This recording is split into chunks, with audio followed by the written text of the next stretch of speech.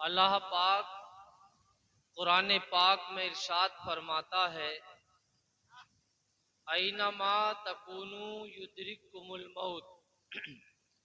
तुम दुनिया के किसी खित्ते में, किसी कोने में पहुंच जाओ, तुम्हें मौत आके रहेगी।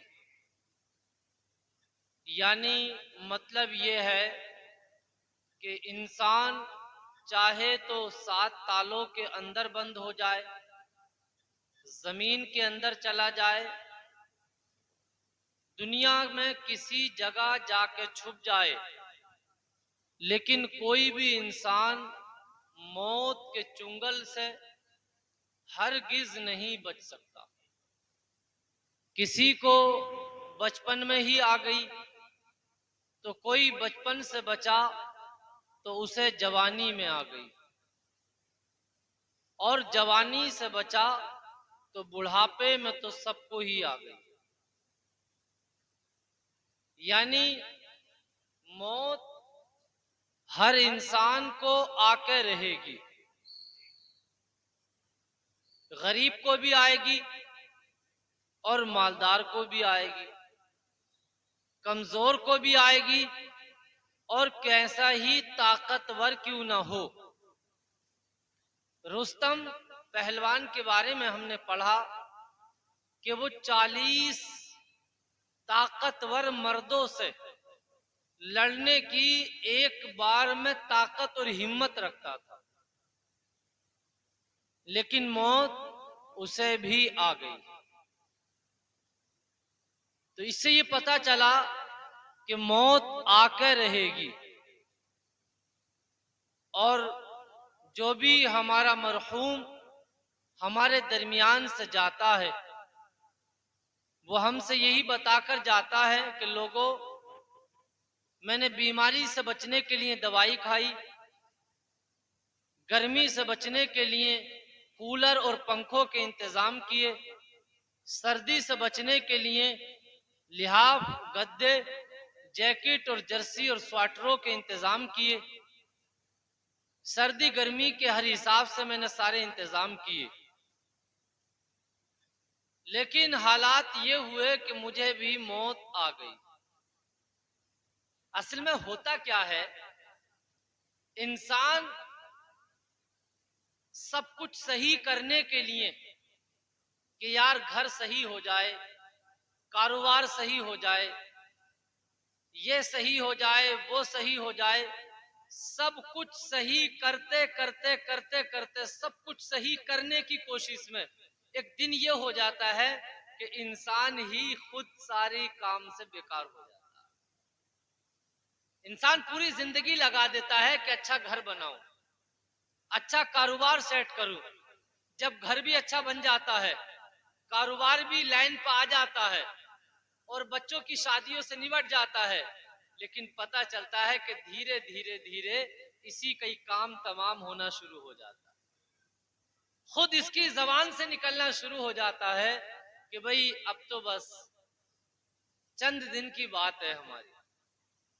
तो मैं आपको ये मशवरा देता हूं कि जहां सब कुछ सही करने की कोशिश कर रहे हो, वहीं पर अपनी मौत की तैयारी कीजिए, अपनी कब्र की तैयारी कीजिए, ताकि मौत के बाद तुम्हें भी और तुम्हारे जो आइज़ा अकरीबा हैं उन्हें भी ये एहसास न हो कि यार इसने दौलत तो बहुत कमाई, घर तो अच्छा बनाया, कारोबार भी अच्छा खड़ा किया, लेकिन ये अपनी आखिरत के लिए कुछ न कर पाए।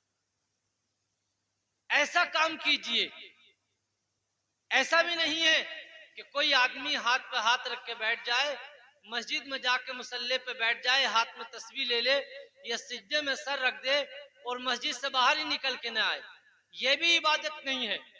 इबादत भी ये है कि अपने बच्चों के लिए, अपनी बीवी के लिए, अपने लिए रिज़्क़ हलाल की तलाश करो और साथ साथ में अल्लाह की इबादत भी करते रहो। ये बेहतरीन जिंदगी है। और जिसने ये सोचा कि जब हाथ लगेगी जब पढ़ लेंगे, या एकाध वक्त की पढ़ ली तो वो नमाजी नहीं है। एकाध वक्त की पढ़ने वाला नमाजी नहीं है। वो उसके अंदर या तो दो बातें हैं कि लेटे लेटे लेटे लेटे थक जाता घर में, तो चलो मस्जिद तक टहल के आ जाएंगे, कमर कुछ सीधी हो जाए। दूसरा ये कि यार लोग ये कहेंगे कि देखो 60-70 साल की उम्र हो गई और कभी मस्जिद में ही ना आता। तुम तो जितने समझदार हो ही हो, लोग तो है ही हैं, लेकिन अल्लाह भी सब बातें जानता है। अल्लाह दिलों के हालों से जानता है, दिलों के अंदर क्या है वो सब जानता है। नमाज कोशिश कीजिए आप। नमाज पढ़ने वालों को हमने ये देखा है कि ये देखा है मैंने नमाज पढ़ने वालों को कि अगर किसी जुर्म के वजह से अगर वो थाने में भी चले गए ना, तो पुलिस वालों को हमने उन्हें मुसल्ला देता हुआ देखा। लॉकडाउन सुना था आपने? नहीं। तो कई जगह ऐसे हालात हुए थे कि इमामों की पकड़ के ले। तो हमने ये सुना कई लोगों की जबानों से कि साहब हवालात में बंद थे, लेकिन मुसल्ला आ गया कि हजरत नमाज पढ़ लो। तो यकीनन आप अपनी मौत से पहले वो काम कीजिए कि दुनिया भी आपकी आसान हो जाए और आखिरत भी आसान। आप बिल्कुल भी नमाज नहीं पढ़ोगे, आपसे कोई दुनिया में जबरदस्ती नहीं कर सकता कि आपसे जबरदस्ती कोई नमाज पढ़ो। आपके दिल में खौफे खुदा कोई पैदा कर दे इंसान, किसी की ताकत नहीं। जब तक इंसान खुद नेकी का रास्ता ना चले, खुद इख्तियार ना करे, अल्लाह की तो मदद शामिल हाल होती है। करता बंदा ही है, लेकिन अल्लाह बंदे की मदद फरमाता है। हमारी जो ये कीमती जिंदगी है और यूं ही बस गुजरती चली जा रही है। ये सोचिए कि एक एक दिन जो हमारी जिंदगी का जा रहा है, ये कभी भी लौट कर नहीं आएगा। सिर्फ एक दिन जो हमारी जिंदगी का चला जाए, हम सारी दौलत दे दें किसी को, घर बार सब कुछ दे दें, वापस पलट कर आ सकता है एक दिन? नहीं आ सकता। एक दिन भी लौट के नहीं आ सकता। हमारी कितनी कीमती जिंदगी है, हट्टे खट्टे होकर, जवान और तंदुरुस्त होकर, सेहत होकर, सब कुछ होकर, सुबह से शाम तक ये इंसान सुबह से शाम तक सिर्फ एक फानी चीज के लिए, उस दौलत के लिए जो खत्म हो जाएगी, उस घर के लिए, उस ऐशो आराम के लिए जो खत्म हो जाएगा, सुबह से शाम तक पसीना बहाता है, सुबह से शाम तक दिमाग लगाता है कि रोजी कैसे ज्यादा कमेगी, फायदा कैसे ज्यादा होगा, लेकिन ये सोचता ही नहीं कि आखिरत में मेरे साथ होगा, आखिरत में होगा क्या मेरे साथ। हजरत उस्मान गनी रज़ी अल्लाह ताला हुजूर के दामाद हैं, प्यारे सहाबी हैं, और हुजूर ने इन्हें जन्नत की बशारत दी कि उस्मान तुम जन्नती हो। लोगों ने एक दिन इन्हें देखा कि कब्रिस्तान में कब्र के किनारे बैठकर रो रहे, और इतने रो रहे हैं कि रोते रोते इनकी दाढ़ी तर हो गई और दाढ़ी में से आंसू निकलकर सीना भी तर हो।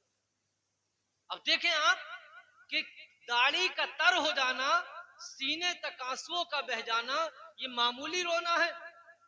मुझे तो लगता नहीं कि आज के वक्त में कोई आदमी, मैं भी कभी इतना नहीं रोया हूं कि मेरी दाढ़ी कभी तर हो गई। भाई आप में से भी कोई नहीं होगा मुझे लगता है कि जिसकी रोते रोते दाढ़ी तर हो गई। पूरी बस्ती में, इलाके में मुझे नजर नहीं आता कोई एक आध आदमी ऐसा हो कि जो इतना रोया हो कभी कि उसकी दाढ़ी तर हो गई। और आप इतने रोते थे, हालांकि हुजूर ने आपको बशारत दी कि उस्मान तुम जन्नती हो, और उनके जन्नती होने में कोई शक भी नहीं था, कोई शक नहीं था। लोगों ने पूछा उस्मान इतने क्यों रोते हो? तो आपने जवाब दिया, तवज्जो से सुने, आपने जवाब दिया कि सबसे पहली मंजिल आखिरत की कब्र है। जो इस कब्र में फंस गया वो आखिरत तक फंसता चला जाए, फिर उसके लिए रास्ते नहीं निकले। और जो इससे निकल गया, जो इससे निकल गया, जो इस कब्र से निकल गया, वो आखिरत तक निकलता चला जाए। अब आप खुद हिसाब लगाएं कि कब्र में किन गुनाहों की बुनियाद पर आदमी फंसेगा और किन नेकियों की बुनियाद पर आदमी निकलता चला जाए। हर आदमी कहता साहब मैं झूठ नहीं बोलता, साहब मैं चुगली नहीं करता, लेकिन साहब बड़े बड़े शोरमाओं को मौका मिलते ही हाथ साफ कर देते। हम अपनी पसंद चाहते हैं, लेकिन हकीकत यह है, कामयाबी यह है कि जो अपनी पसंद छोड़कर अल्लाह की पसंद को इख्तियार करो। अल्लाह की पसंद यह है कि तुम अपनी नींद को कुर्बान करो। सुबह में मौसम ठंडा होता है, रात भर गर्मी की वजह से नींद नहीं आती, दिल चाहता है कि अब सोया जाए, मौसम ठंडा हुआ। आपकी पसंद ये कहती है कि अब घंटे 2 घंटे सोया जाए, अब कुछ जरा सुकून हुआ है, पूरी रात गर्मी लगती रही, मच्छर काटते रहे। लेकिन अल्लाह की पसंद ये कहती है कि अब नींद को कुर्बान कर और मस्जिद की तरफ। कौन साहब कुर्बान करता है? कौन कुर्बान करता है? अगर दिल चाहा तो कभी आ गए, नहीं तो कभी नहीं। तो ये इख्तियार करना पड़ेगा। अपनी कीमती जिंदगी के एक एक दिन को सोचिए, एक एक दिन को सोचिए कि अगर ये समझ ले 80-90 से ज्यादा किसी की हो नहीं सकती, मुझे उम्मीद है नहीं हो रही, दिन ब दिन कम होते चले जा रहे।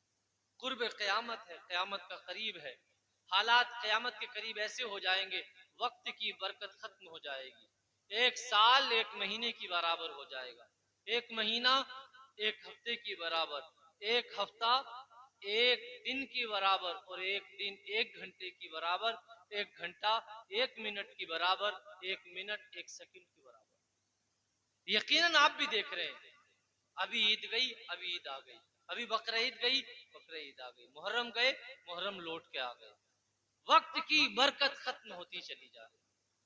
एक सबसे बड़ी वजह यह कि बदआमालियां सर पे बैठी, बेहयाइयां, बेगैरतियां और बेनमाजी होना ये इतना आम है कि बहुत 100 अगर लोग हैं मुआशरे में तो 10 नमाज पढ़ने वाले 90 कायर।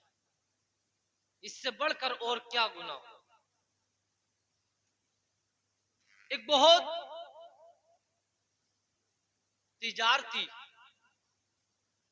ये कुछ लेता और बेचता था, तिजारती, एक बादशाह के दरबार में आया और इसने बादशाह के दरबारी से कहा मुझे बादशाह से मुलाकात करनी है। तवज्जो सुने ये बात, बादशाह से मुलाकात करनी है। दरबारी ने कहा आपकी आज मुलाकात नहीं हो सकती, रात को भी मुलाकात नहीं हो सकती, कल को भी मुलाकात नहीं हो सकती, परसों को मुलाकात। कहा यार हम तो बड़ी दूर से आए हैं, कुछ करो यार। कहा नहीं हो सकता। कहा कहां रहेंगे हम 3 दिन तक यार। कहा ऐसा करो, बादशाह का कल दिन में शहर से बाहर जाकर एक प्रोग्राम है, तुम उसमें शामिल हो जाओ, मैं इजाजत देता हूं, और बादशाह जब फारिग हो जाएगा तो मैं तुम्हारी मुलाकात करा दूं। बहुत तवज्जो से सुनना, बड़ी नसीहत है इस बात में। सुबह हुई, बादशाह ने सारी रियाया को लेकर, अपने सारे लोगों को लेकर शहर से बाहर चला। वहां पर एक छोटा सा कमरा बना हुआ था। बादशाह के उस लश्कर में से, उस रियाया में से सबसे पहले नौजवान औरतें उठी और उठ के उस छोटे से कमरे में दाखिल हो गई। ये तिजारती कहता है कि मैं उस कमरे की दीवार से कान लगाकर खड़ा हो। कहा उन औरतों की कुछ हल्की हल्की गुनगुनाहट मेरे कानों में आई, लेकिन उनकी कोई बात या बात का मतलब मेरी समझ में, बोलिए कोई बात का मतलब समझ में नहीं आया। कहता है वो कुछ देर रुकी और निकल के आ गई। उसके बाद बड़े बड़े कड़ियल जवान उठे और उठने के बाद उस कमरे में दाखिल हो गए। कहता है वो भी बोल चाल उन्होंने कुछ शुरू की और शुरू करने के बाद कहता है उनकी भी हल्की हल्की गुनगुनाहट आई, लेकिन कोई बात या बात का मतलब मेरी समझ में, बोली आप भी कोई मतलब समझ में नहीं आया। कहता वो भी कुछ देर रुके और कमरे में से निकल के आ गए। उसके बाद बड़े बड़े हकीम और डॉक्टर लोग उठे और उठने के बाद उस कमरे में दाखिल हुए। कुछ बोले चाले, कुछ हल्की फुल्की गुनगुनाहट उनकी मेरे कानों में आई। बड़ा समझने की कोशिश की कि इनकी बात को समझ लूं, लेकिन समझ में कुछ भी नहीं आया। वो निकल के आ गए। उसके बाद जो बादशाह के खास वजीर थे और मुशीर थे वो उस कमरे में दाखिल हुए और हल्की फुल्की कुछ देर गुफ्तगू की, बातचीत की और वो भी निकल के आ गए। उनकी भी कोई बात या बात का मतलब मेरी समझ में नहीं आया। कहा निकल के आ गए। आखिर में खुद बादशाह एक घोड़े पर सवार हुआ, तलवार हाथ में ली और उस कमरे के अंदर दाखिल हुआ। वो भी कुछ बोला चाला और उसकी भी कोई बात या बात का मतलब मेरी समझ में नहीं आया और वो भी निकल के आ गया। जब निकल कर आ गया और शाम हुई तो सारे का सारा लश्कर बादशाह के पीछे पीछे महल में आ गया। मैं लौटकर वापस आया उसी दरबारी के पास जिससे मेरी पहले मुलाकात हुई थी और जिसने मुझे इस प्रोग्राम में शामिल होने की इजाजत दी। मैंने उससे आकर कहा भाई ये कैसा बादशाह का प्रोग्राम है? बादशाह के प्रोग्राम तो अलग ही किस्म के होते हैं। वहां शराब नोशी, अय्याशी, नाच गाने, खेल तमाशे, ये सब काम होते हैं। ये तो अजीब प्रोग्राम था बादशाह का कि जहां हर तरफ खामोशी, हर एक के चेहरे पर उदासी, खामोशी। मेरी कोई भी बात समझ में नहीं आई।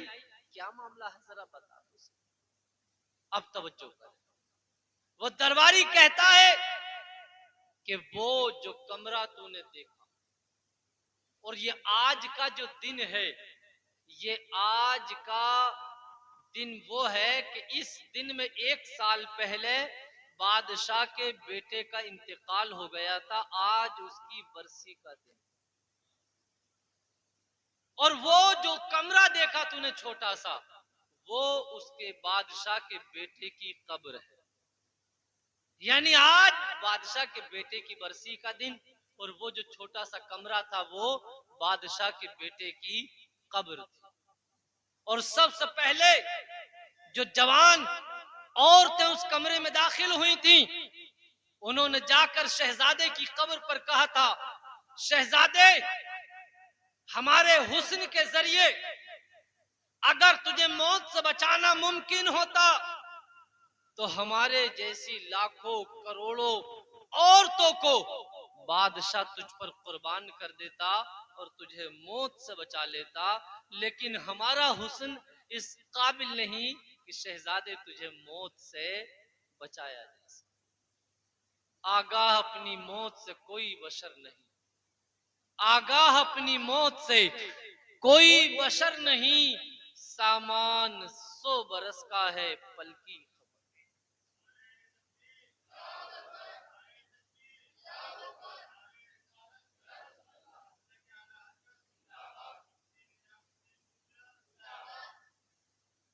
आगाह अपनी मौत से कोई बशर नहीं, सामान 100 बरस का है पल की खबर।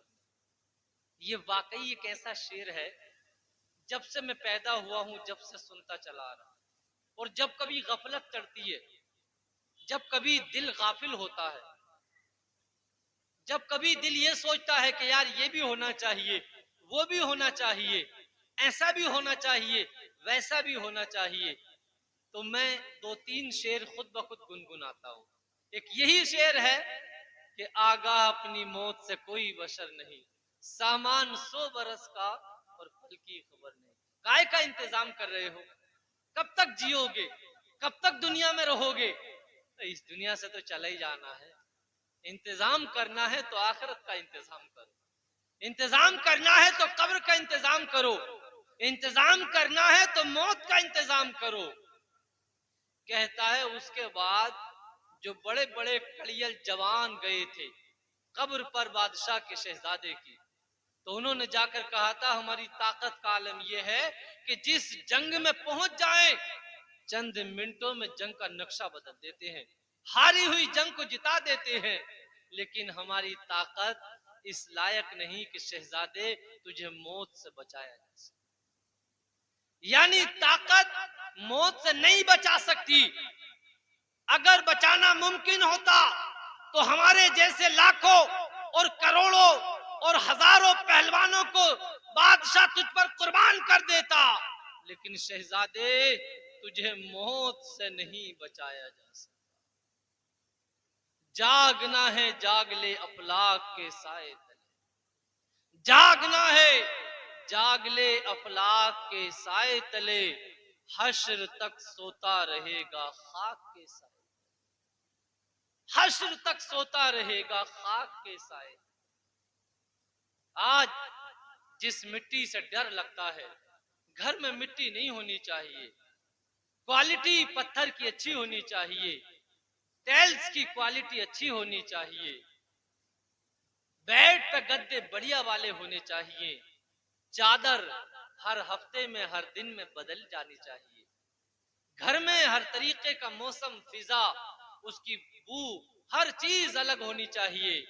वही इंसान जो रोजाना नहाता है, अच्छी खुशबू इस्तेमाल करता है, अच्छे साबुन इस्तेमाल करता है, वही इंसान उसी इंसान को वो इंसान जो अपनी पसंद से कपड़े खरीद के लाता है, ईद बकरा ईद ईद त्योहार शादी के मौके पर बेहतरीन ब्रांडेड कपड़े खरीद के लाता है अपनी पसंद के, आज तो उसकी पसंद खत्म हो गई जैसे ही दम निकला। आज पड़ोसी रिश्तेदार दूसरे लोग कुल 20 30 40 50 100 रुपए मीटर का खरीद के ला रहे, रंग भी नहीं पूछा जाता, कीमत भी नहीं पूछी जाती, और वही कफन उसको पहना दिया जाता है जिससे वो दुनिया में डरता था, जिस हाथ नहीं लगाता था, नाम सुनकर जिसकी रूह खड़ी हो जाती, जिसकी आंखें खुल जाती थी, आज उसी इंसान को वही कफन पहना दिया जाए। उसी इंसान को जो बेहतरीन गद्दों पे सोता था, वही इंसान आज नंगी जमीन पर मिट्टी में लिटा दिया जाए।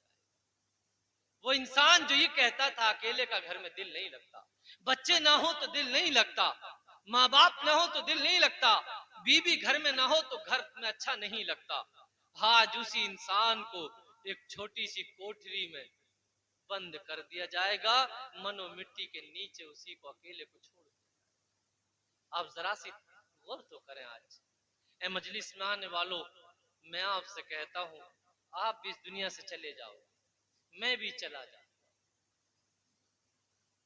खौफ खुदा से लरजिए, अल्लाह के खौफ से लरजिए।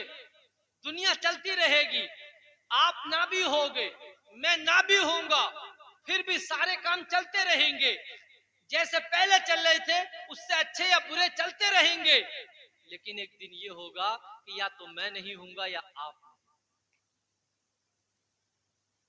उसके बाद जो उसकी कब्र पर बड़े बड़े हकीम और डॉक्टर गए थे, उन्होंने ये कहा था शहजादे हमारे तजर्बा ये है कि जिस मरीज को एक खुराक दे दें वो फौरन से पहले ठीक हो जाता, लेकिन हमारी दवाई इस काबिल नहीं शहजादे कि तुझे दवाई के जरिए मौत से बचाया जा सके। यानी किसी के लिए दवाई उस वक्त फायदा करती है जबकि उसकी जिंदगी बाकी होती है, या जब अल्लाह चाहता है तो दवाई फायदा करती है, और जब जिंदगी खत्म हो जाती है तो आईसीयू वाले भी कह देते हैं कि भाई अब काम खत्म, अब घर ले जाओ, अब खिदमत कर लो। अभी 3-4 दिन पहले एक जगह जाना हुआ रिश्तेदारी में, तो हमारे रिश्तेदार ही थे। अभी 6 महीने पहले उनसे मेरी मुलाकात हुई थी। तो बिल्कुल तकरीबन मेरी हम उम्र और बड़े कड़ियल जवान, बड़ी अच्छी सेहत। अचानक में लीवर खराब हो गया, काला पीलिया, वायरस वाला, खतरनाक वाला। और पता भी जब चला कि जब उसने पूरा काबू कर लिया। फिर सरकारी दवाई मिलती है उसके लिए खाने के लिए, तो एक बार तो 1 महीने का खा लिया। 4 महीने का तकरीबन कोर्स बताया है, 3 महीने का है, 4 महीने जी, तो 1 महीना तो खा ली। अब दूसरे महीने की दवाई लेने के लिए जब गए तो तबीयत में कुछ सुधार हो गया। जब दवाई लेने के लिए गए तो गवर्नमेंट की तरफ से कुछ देर हो गई दवाई आने में, यानी 10 दिन देर हो गई। और जब 10 दिन दवाई नहीं मिली तो ऐसी कमर टूटी कि चारपाई पे पड़ गए। फिर डॉक्टरों ने कह दिया अब कोई सी दवाई इनके ऊपर काम नहीं। अब मैंने जाकर देखा उन्हें, तो उनका लीवर खत्म हो गया और बस डॉक्टरों ने ये कह दी कि खिदमत कर लो जो कुछ करनी है। तो ये समझ लें कि जिस जवान के अंदर तकरीबन 80-85 किलो वजन था, मुझे ऐसे लगा कि 25-30 किलो वजन भी नहीं। और तकरीबन 1 महीना हो गया कि चम्मच से दाल पिलाई जा रही, पानी से चम्मच। तो अब उनके घर वाले भी खुद, बीवी बच्चे सब बस मौत का इंतजार कर रहे हैं बैठे बैठे। ये इंसान की जिंदगी है, ये है जवानी, ये है इंसान की सेहत। उसके बाद खुद बादशाह घोड़े पे सवार हुआ और शहजादे की कब्र पे गया और कहा, शहजादे देख, तूने मेरी ताकत भी देख ली, तूने मेरी दौलत शोहरत सब देख ली। इस दौलत शोहरत बादशाहत के जरिए अगर तुझे मौत से बचाना मुमकिन होता तो सब तेरे ऊपर कुर्बान कर देता और मौत से बचा। लेकिन कोई भी चीज इंसान को मौत से नहीं बचा सकती। ये एहसास पैदा कीजिए दिल में। अगर इंसान हो और आपके दिल में ईमान है तो मेरी इस बात को याद कीजिए, अपने दिल में यह एहसास पैदा कीजिए कि मौत से हमें कोई चीज नहीं बचाएगी। जब कोई चीज आपको यकीन है मौत से नहीं बचाएगी, तो यार मौत ज्यादा दूर भी नहीं है। ऐसा नहीं है कि 100 साल दूर हो हमसे मौत। अरे 100 साल दूर है साहब, मजे ले लो, अभी क्या है। बस ज्यादा दूर नहीं है, किसी से 20 साल, किसी से 10 साल और किसी से 30 साल। मुझे तो ऐसा लगता है कि इतने बच्चों में भी यहाँ बैठे हैं, अगर 20 साल का भी कोई आदमी है तो ज्यादा हुई तो 50 साल, तो भी 70 साल का हो गया। और जो 40 साल 45 साल के हो गए तो उनके तो मुझे लग रहा 30 साल 20 साल। इनकार नहीं है इससे। अच्छा ये बताइए गफलत क्यों है? ये गफलत है क्यों? इंसान पाक भी है, साफ सुथरे कपड़े भी पहन रहा, वक्त भी मोहलत भी है, इंसाफ बैठा है, नमाज के लिए जाएगा ही नहीं। गाफिल है वो, उनको तो सब पढ़ते ही नहीं है। हम तो जुम्मे जुम्मे की पढ़ते, हम तो पढ़ते ही नहीं है। मतलब इसने अपना जो है शुमार उन लोगों में कर लिया कि हम तो साहब पढ़ते ही नहीं है, हम तो साहब पढ़ते ही नहीं है, या हम तो साहब पढ़ा हुआ ही नहीं है। भाई ये किसने कह दिया कि आप पढ़ते ही नहीं हो? आपका नाम इस बात में किसने लिख दिया कि आप पढ़ते ही नहीं हो? नहीं, ऐसा नहीं है। ये सिर्फ आपकी गफलत है। गफलत को उतारिए और अपनी मौत की तैयारी कीजिए, अपनी मौत की तैयारी कीजिए और अपनी कब्र की तैयारी कीजिए, वरना ये जवानी, ये सब कुछ रह ही रह जाए। ये घर भी जिन्हें तुम अच्छे तरीके से सारी जिंदगी जिसे अच्छा करने के इरादे चक्कर में तुमने अपनी सारी उम्र लगा दी।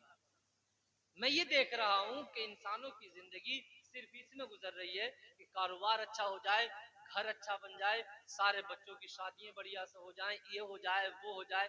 ये वो करते करते पता चलता है कि इंसान की दाढ़ें गिर गई, दांत गिर गए और साहब अब खुद ही कहता है 50 साल की उम्र में, करे साहब अब वो वाली बात नहीं रही, अब वो वाली बात नहीं रही।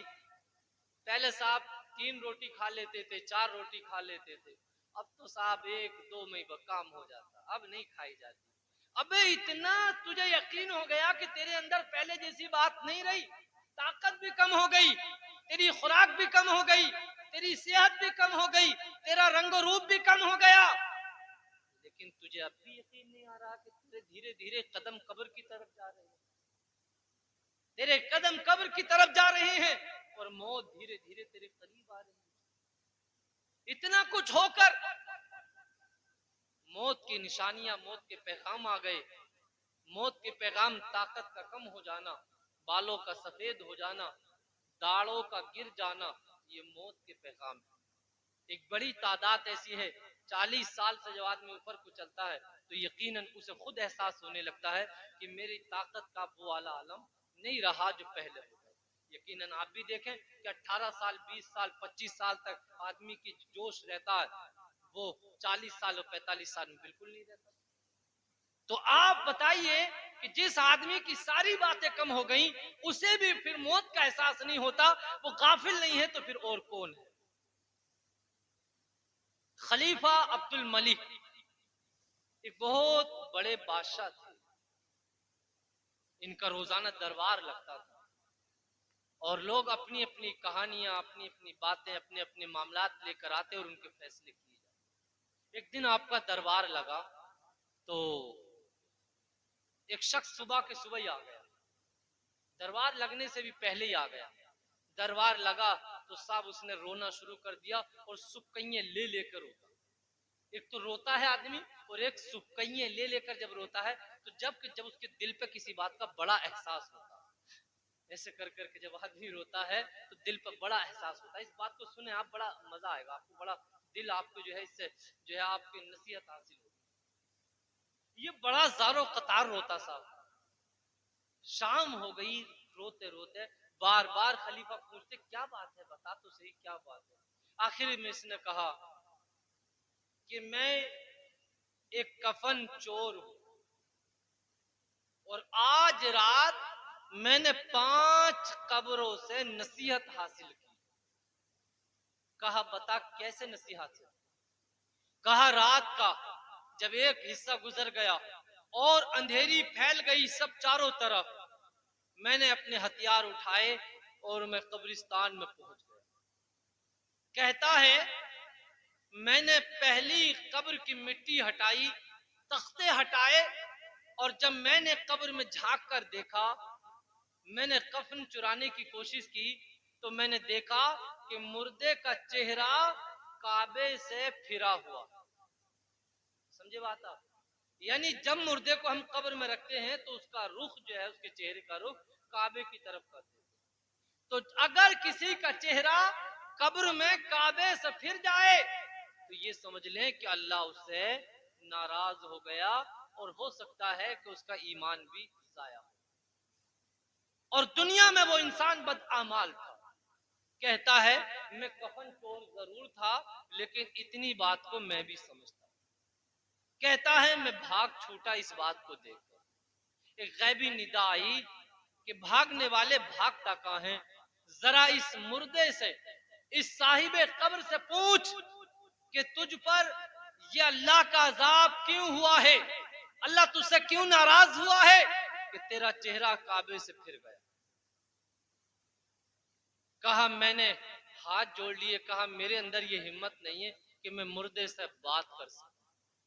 कहा फिर एक गैबी निदा आई, आवाज आई और कहा ये शख्स दुनिया में जानी था और शराबी, यानी जिना करता था और शराब पीता। ये दोनों गुनाह ऐसे हैं कि जिस मुआशरे में पैदा हो जाए, जिस कौम में पैदा हो जाए, वो मुआशरा, वो कौम, वो घर, वो बस्ती तबाह बर्बाद हो जाए और अजाबे कब्र का सबब। अल्लाह ताला हमें इन बुरे कामों से, हमारी कौम के नौजवानों को, हमारे तमाम इस्लामी भाइयों को अल्लाह इन बुरे कामों से तौबा की तौफीक अता फरमाए और अल्लाह पाक हमारी कब्र की मंजिलों को आसान। कहता है मैंने दूसरी कब्र खोदी और जब दूसरी कब्र खोदी तो कहता है मैं क्या देखता हूं, अजीब मामला है, हैरत अंगेज मामला है, दिल को दहला देने वाला मामला है। मैंने जब देखा तो मुर्दे की शक्ल खिंजीर के जैसी बन गई, यानी सुअर के जैसी उसकी शक्ल बन गई। कहता है मेरे पैरों की जमीन खिसक गई और मेरा कलेजा फटने तैयार हो गया। मैं भागने ही वाला था, गैब से निदा आई, भागना बल्कि इससे पूछ के इस पर यह अजाब क्यों हुआ है, इससे पूछ। कहता है मैंने कहा मेरे अंदर ये सकत नहीं है, मेरे अंदर ये ताकत नहीं है कि मैं इससे इस बात को पूछ। कहा इतने में गैबी निदा आई और फिर कहा कि ये शख्स दुनिया में अल्लाह के नाम की झूठी कस्में खाता था, अल्लाह के नाम की झूठी कस्में खाता था, और दूसरा ये कि लोगों को धोखा देकर हराम माल खाता। ये दोनों बातें आज मुआशरे में इतनी आम हो गई हैं कि ठिकाना नहीं। कितने लोग ऐसे हैं झूठी कसम खाकर अपना मतलब निकालते, बस कुछ भी हो जाए वो जो कह रहे हैं वो उनका जो मकसद है वो पूरा हो जाना। तो दुनिया में थोड़ी रहना है, दुनिया में थोड़ी रहना है। हम तो इस दुनिया में सिर्फ एक मुसाफिर, हम तो मुसाफिर हैं दुनिया में। राह चलता मुसाफिर जब तक कि अपनी मंजिल तक ना पहुंच जाए वो रास्ते में नहीं रुकता। हमारी मंजिल कब्र है। दुनिया के मुसाफिर मंजिल तेरी कब्र है, दुनिया के मुसाफिर मंजिल तेरी कब्र है, दुनिया के मुसाफिर मंजिल तेरी कब्र। आप एहसास तो बेदार कर लो, ये दुनिया के मुसाफिर मंजिल तेरी कब्र है। और दूसरा हराम माल। पहले ये था, हमने भी बचपन में देखा कि लोग पैसे खेलते थे, जुआ खेलते थे, कुछ पैसे फेंक के खेलते थे, कुछ ताशबाजी में लगाते थे, कुछ बग्गी बागोड़ में लगाते थे, कुछ दूसरे कामों में अब तो साहब इंटरनेशनल जुआ चालू हो गया, इंटरनेशनल। और ऐसे ऐसे लोगों के बारे में हमें खबरें मिली कि हमें हैरत हुई कि ऐसे लोग भी भला मोबाइल पे पैसे लगाते होंगे। और यह समझ लीजिए 18-20 साल का नौजवान तो मुश्किल से 100 में से 10-20 निकलेंगे जो नहीं कर रही है काम। मोबाइल के अंदर गेम चल रहे हैं। पहले गेम मोबाइल में सिर्फ ऐसे ही खेला जाता था, अब तो गेम भी खेल लिया ना तो गेम में ही पैसे लग जाते हैं, गेम में ही पैसे लग जाते हैं। खैर आप भी इन बातों को जानते होंगे, लेकिन मैं इसलिए कह रहा हूं ताकि गफलत कुछ दूर हो। तो उस गेम के खेलने खेलने में ही नौजवान पैसे लगा देता। मैं अभी 4-5 दिन पहले अस्पताल में गया तो 2 नौजवान मेरे पास में बैठे हुए और स्कूल में पढ़ने वाले थे बाकायदा, और दोनों मुसलमान थे। तो दोनों बात कर रहे थे कि तू ये वाला गेम खेलता, वो कहता मैं तो ये वाला खेलता हूँ, कि मैं तो रोजाना के 100-150 रुपए इसमें कमा लेता हूँ। कहा यार तू बहुत तेज है भाई खेलने में। तो दूसरा कह रहा कि मैं भी अब यही वाला खेल। वो कह रहा कैसे कमाता? कहा सुबह ही बस 1 रुपया लगा दो और शाम तक खेलो गेम को, खेलते खेलते 100-150 कम जाए। बताइए, उसे लग रहा है ये कम रहे हैं, लेकिन नादान ये जुआ है। और इस छोटे से 1 रुपए के लगाकर तूने 100-150 जो कमाए, ये कमाए नहीं बल्कि हराम माल कमाया। और इसी से छोटे से ही तू बड़ा जुआबाज बन जाएगा और बल्कि सट्टाबाज बन जाएगा। लालच बुरी बला, हरगिज ऐसा मत कीजिए, मत कीजिए ऐसा। ये आपका अच्छा कारोबार, अच्छा घर, सब कुछ, आपकी सोसाइटी, आपकी क्वालिटी, आपकी पर्सनालिटी, आपकी ब्यूटी, सब कुछ यहीं रह जाएगा। आपके ये अमाल आपके साथ जाएंगे, जो आपकी अच्छाइयां हैं ये आपके साथ जाएंगे। वरना तो आपके कांधे पर 2 फरिश्ते मौजूद हैं, बैठे हुए हैं, हर अच्छाई बुराई आपकी लिख रहे हैं और सब आपके सामने ही पढ़ के सुनाएंगे। कहता है मैंने तीसरी कब्र खोदी। जो तीसरी कब्र खोदी तो कहता है मैंने मुर्दे को देखा कि सारे जिस्म में उसके आग की कीलें ठुकी हुई, और उसके सर में पैरों में आग की कीलें ठुकी हुई और मुर्दे के हाथों में आग की हथकड़ियां लग रही हैं और पैरों में आग की बेड़ियां पड़ी और उसको फरिश्ते मार रहे, खतरनाक फरिश्ते मार रहे हैं और उसकी आगे वाले मुंह वाली जीभ उसकी गुद्दी में को लटक रही है, उसकी आगे की जीभ पीछे गुद्दी में लटक रही है। मेरी हैरत की इंतहा न रही। कहता है मेरे पैरों की जमीन सरक गई। कहता है गैबी निदाई कि इसका जुर्म ये है कि ये दुनिया में रहकर चुगली करता था, गीबत करता था और लोगों को आपस में लड़वाता था, आपस में लोगों को लड़वाता था। इस बात का मुजरिम और जुर्म किया। गीबत मुआशरे में आम हो गई, चुगली मुआशरे में आम। जो हमें अच्छा लगता है उसके 100 कत्ल हमारे लिए माफ, जो हमें पसंद नहीं है उसका तो गुना, उसकी नेकियां भी पसंद नहीं है। कब तवज्जो से सुने इस बात को, और हकीकत का इनकार नहीं कर सकता इस बात में। जो हमें पसंद है 100 कत्ल माफ साहब, 100 जुर्म तो पर्दा साहब, वो तो बहुत बढ़िया आदमी। जो हमें पसंद नहीं है तो उसकी तो गुना, उसकी नेकियां भी पसंद नहीं है। अरे ये तो ऐसे ही इसके दिखावे के काम ज्यादा है, ऐसे बहुत देखे हैं करने वाले। भाई तुमने क्या देखे, देखने वाला अल्लाह, अल्लाह है हकीकत को देखने वाला, और तुम क्या हो देखने वाले।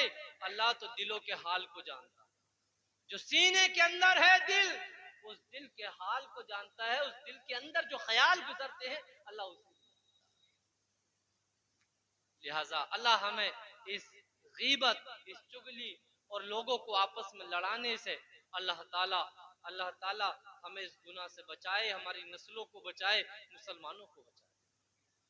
कहता है चौथी कब्र खोदी, और चौथी कब्र जब मैंने खोदी तो कहता है मैंने देखा कि मुर्दा आग में नहा रहा है और आग की लपेट में पड़ा हुआ है।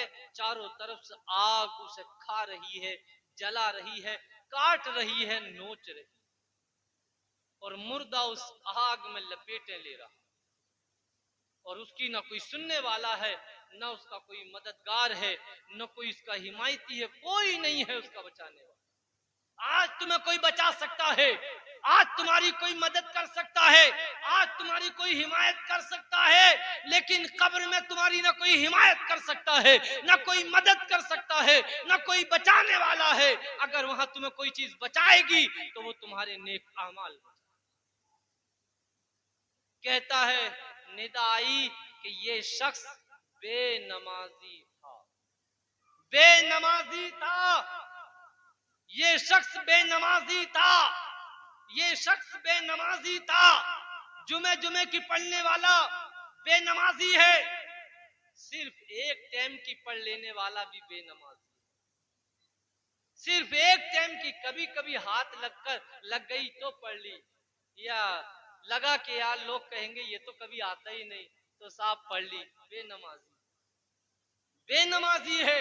बल्कि उलमा ने तो ये भी लिखा है कि जो शख्स जान पूछ कर नमाज छोड़ दे बगैर उज़्रे शरई के, वो भी बेनमाज। कहता है पांचवी कब्र खोदी तो मैंने चारों कब्रों से अलग मामला देखा, और मैंने देखा कि एक नौजवान है जो एक तख्त पर बैठा हुआ है, उसके सर पर जन्नती ताज सजा हुआ है, हूर और गिलमान उसकी खिदमत के लिए तैयार हैं, जन्नत की खिड़कियां उसकी कब्र में खुली हुई हैं, और एक ऐश और आराम में और एक बेहतरीन जिंदगी में जी रहा। सुभान अल्लाह। मैंने पूछा ये क्या बात है, कहा इसने जवानी में तौबा कर ली, इसने जवानी में तौबा कर ली थी हर बुरे काम से, और सच्चा पक्का नमाजी बन गया था, और उसी हालत में इसे मौत आ। प्यारे इस्लाम भाइयों, आपने ये गुफ्तगू सुनी, उसका हासिल कलाम यही है कि अपनी मौत की तैयारी कीजिए, अपनी कब्र की तैयारी कीजिए, अपनी मौत की, अपनी कब्र की तैयारी कीजिए, इसलिए कि आप ना चाह कर भी आपको मौत आ जाएगी, आपको आपकी कब्र में उतार दिया जाएगा और आपसे एक एक जर्रे का हिसाब लिया जाएगा, एक एक जर्रे का। खा गई जमीन नौजवा कैसे कैसे, बेनिशा हो गए नामवर कैसे कैसे, बेनिशा हो गए नामवर कैसे कैसे। लिहाजा अपनी मौत की, कब्र की तैयारी कीजिए और जो कुछ सुना है उस पर अमल करने की कोशिश कीजिए। अल्लाह पाक मुझे, आपको, सबको अमल की तौफीक अता हो। कलमा शरीफ पढ़ लें, ला इलाहा।